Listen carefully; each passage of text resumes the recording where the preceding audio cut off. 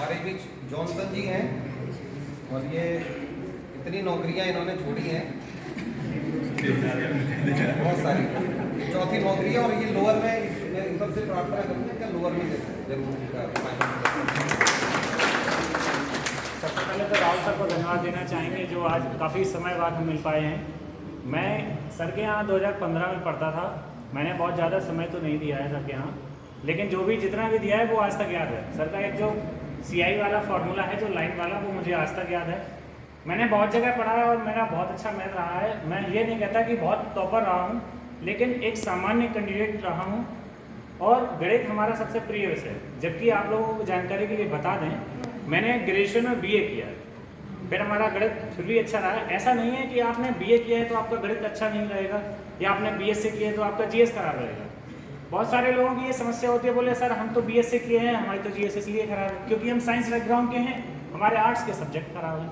तो ये जो है ये कंपटीशन है और एकेडमिक दोनों में बहुत फर्क है। आपको एकेडमिक इसलिए चाहिए कि आप योग्यता निर्धारित करते हैं, उसकी अर्हता पूरी करते हैं, और कंपटीशन में आप पेपर की अर्हता को पूरी करते हैं। पेपर में जो पूछ रहा है उसकी डिमांड क्या है और आप पढ़ रहे हैं उसकी डिमांड क्या है। आप पिछले पढ़ के आए हैं, हमें पता है कि फिजिक्स का डेरिवेशन कहीं नहीं पूछा जाता है पूरे कंपटीशन में, लेकिन हमें पढ़ना पड़ता है इंटर में। तो इंटर का मैथ टेक्निकल मैथ और इस समय का मैथ जो है वो अंकगणित है। हमें अंकगणित इस प्रकार से पढ़ना है कि दैनिक जीवन में हम अगर कहीं भी खड़े हैं तो उसको तुरंत इम्प्लीमेंट कर लें। ऐसा नहीं होना चाहिए कि सर हमें याद तो है लेकिन ऑप्शन दिख जाए तो हम कर देंगे। ये अक्सर बच्चों का समस्या है। अब आप ये बताइए कि बैंक में 5वां ऑप्शन भी होता है नन ऑफ दीज का। 4 तो आप ठीक थे, तुक्का लगा रहे थे, 2 हटा दिया, 2 एलिमिनेट करके लगा रहे थे। मान लीजिए अब चौथा ऑप्शन नन ऑफ दीज आ गया, अब आप क्या करेंगे? ऐसे में प्रश्न गलत होने की संभावना दिख रहती है। तो इसलिए तैयारी को इस प्रकार से किया जाए कि उसमें डिस्क्रिप्टिव का भी अंदाजा रहना चाहिए कि ये ना हो कि हमें ऑब्जेक्टिव मिल जाए हम तभी कर पाएंगे। तो इस बात को हमेशा ध्यान में रखना चाहिए। अक्सर लोगों की ये समस्या है कि जो मैं काफ़ी दिन से कंपटीशन हूँ, 2015 से अब तक 7 वर्ष हो गए हैं, सबसे बड़ी समस्या यही रहती है कि सर हमें ऑप्शन दिख जाए तो हम कर देंगे, ऑप्शन दिख जाए तो हम कर देंगे। पेपर तो बहुत सरल था लेकिन सर गलती हो गई। गलती हो कैसे गई? गलती होने का आम रीज़न ये था कि आपने प्रैक्टिस नहीं करी। आपने किताब पढ़ी, आपने किताब बहुत बार पढ़ी, लेकिन आपने कभी प्रश्न हल नहीं किए। तो इसलिए प्रैक्टिस है और प्रीवियस ईयर पेपर हमेशा लगाएं। पुराने प्रश्न पत्रों को उठाकर देखें, उसमें ये देखें कि क्या पूछा गया है और उस समय करंट अफेयर्स कितने टाइम तक किया है। कभी कभी हाल ही में अभी पैट अगर UPSSC के ट्रेंड की बात की जाए तो उसमें 3 महीने से ज़्यादा पुराना करंट नहीं आ रहा है। और अगर आप जो UPSSC को उठा रहे हैं तो हो सकता है 2018 का भी पूछ सकते हैं।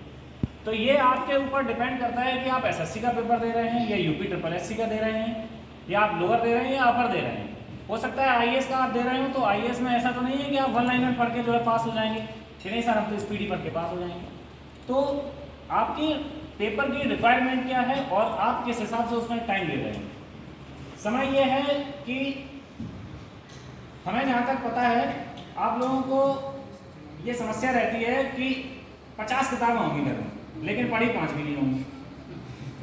ये समस्या है। मार्केट में कोई भी नई बुक आती है आप उसको तुरंत परचेज कर देते हैं, बिना सोचे समझे उसको परचेज किया। क्या आपने कभी सोचा है कि जो पुरानी किताब मेरे पास है क्या उसके सभी पन्ने पढ़े जा चुके हैं? यहाँ सभी लोगों के पास लूसेंट बुक होगी, लेकिन मुझे नहीं लगता किसी ने 10 बार पढ़ी होगी। कल घटना चक्र की नई बुक लॉन्च हो जाती है तो आप वो खरीद लेते हैं। कल परीक्षावाणी की नई उत्तर प्रदेश की लॉन्च होगी, आप वो भी खरीद लेंगे। परसों घटना चक्र की जो है उत्तर प्रदेश तथ्य साथ लॉन्च हुई थी अभी, तो आप वो भी खरीदिए। लेकिन आपने पढ़ा कितना, ये बात डिपेंड करता है। डिपेंड ये नहीं करता कि आपके पास किताबें कितनी हैं। अगर किताबें खरीदने से कोई होशियार हो जाता तो मुझे लगता है कि प्रकाशक और बेचने वाला यानी कि दुकानदार वो सबसे ज़्यादा होशियार होता है। तो आज के टाइम में आप एक किताब खरीद रहे हैं, आप एक विषय की खरीद रहे हैं, आप एक वर्ग की खरीद रहे हैं, लेकिन उसके पास तो हर विषय हर वर्ग यहाँ तक कंपटीशन एकेडमिक UPSC से लेके SSC तक उसके पास सही किताबें हैं। तो इसका मतलब ये नहीं है कि वो होशियार हो गया। डिपेंड ये करता है कि आपके पास कंटेंट कितना है और आपने कंटेंट को तैयार कितना किया है। इसी के साथ मैं अपनी वाणी को विराम देना चाहूँगा।